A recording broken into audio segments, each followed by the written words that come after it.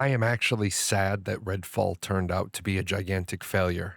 A fun failure, an entertaining failure, but a failure nonetheless. Redfall has all the trappings to be an amazing game, but clearly, launch was rushed in order to make money instead of being delayed to make a solid AAA title that would rate very high among first person shooter players. Let's start with the price.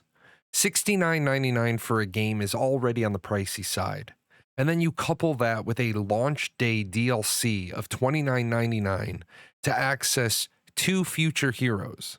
To me, that sounds like a money hungry cash grab.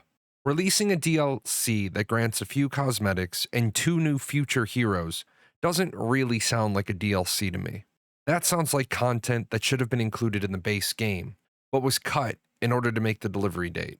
If the base game had been delayed to improve the launch quality, then those heroes could have been included in the base game. Really, what's going on here is they are asking for $99 for a game, and Bethesda knows $99 isn't going to be accepted by the player base. So they did the only thing they could do. They cut out content that they could shove into a DLC in order to make more money. Now, the price wouldn't be too bad if the quality of the game was solid. For someone like me who just wants to run around without any serious resistance, play through the story, the game isn't horrible. It is, however, full of bugs, like vampires who can't be harmed and just hang out in the doorways, human AI who won't shoot you or who just wander around lost. These are, or at least these should be, simple bugs to resolve, but it seems like the developers just wanted to push out a AAA price at an indie dev level of commitment. There's also some issues of the quests being bugged out to the point where you need to log out and log back in multiple times in order to get them to finally complete. This is another thing that isn't a huge deal in the overall scheme of things, but it is something that is absolutely not be seen in a game that has a a $69 box price. Next up is how the game is marketed. Redfall is an open world co-op first-person shooter. Now, I don't know why all these developers keep trying to play buzzword bingo, or why every developer tries to shoehorn open world into their game. But Redfall is not an open world game.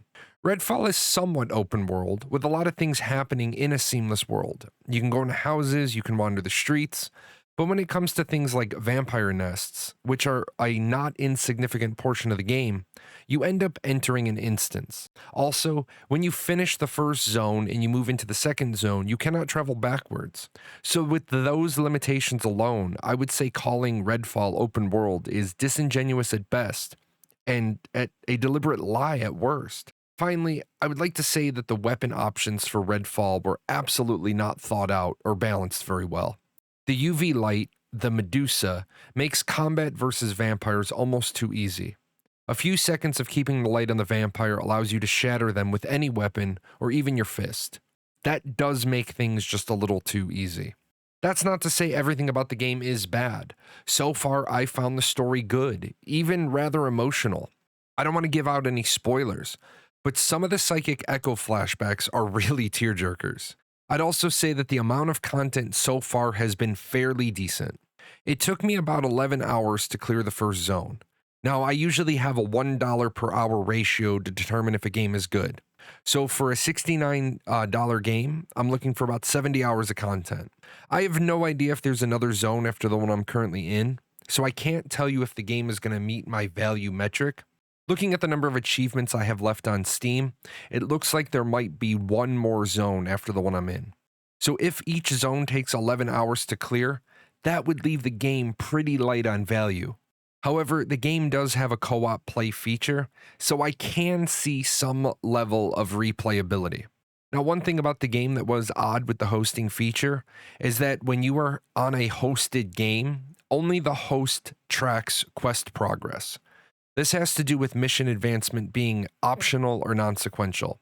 If you're a guest, you do maintain hero level gains, skills, grave locks, weapons, ammo, and gear, so there is some value in playing co-op and helping a friend. If you want my advice when it comes to playing Redfall, don't buy Redfall, get the Xbox Game Pass for the PC. It's $10 a month, and you can play Redfall for a fraction of the price and probably clear it in less than a month.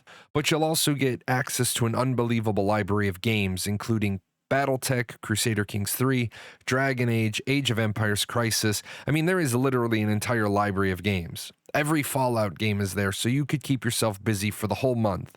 Beat Redfall, and then keep yourself busy playing shooters for the rest of the month. Final verdict, I would absolutely not pay $69.99 for Redfall in its current development state, but it's probably worth the $10 if you get it on Xbox Game Pass.